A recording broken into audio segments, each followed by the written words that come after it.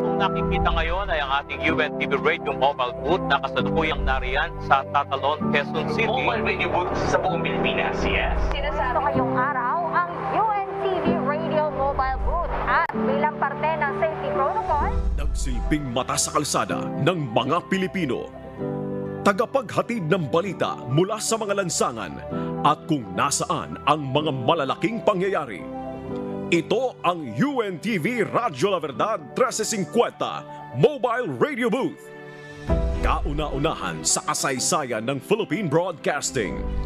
Mahigit isang dekada nang naglilingkod sa publiko mula nang mailunsad noong 2012 sa pangunguna ng broadcast innovator na si Kuya Daniel Razon. Isa sa layunin ni Kuya Daniel sa paglulunsad ng Radio Mobile Booth ay para mailapit sa mga tao ang serbisyo publiko.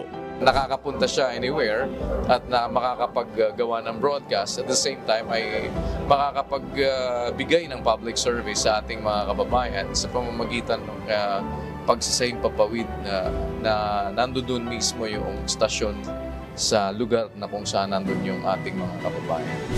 Naging bahagi ng maraming malalaking coverage ang Radio Mobile Booth. At kahit sa panahon ng pandemya ay nagpatuloy sa paggulong at paghahatid ng mahahalagang impormasyon ang natatanging Radio on Wheels ng UNTV Radyo La Verdad 1350.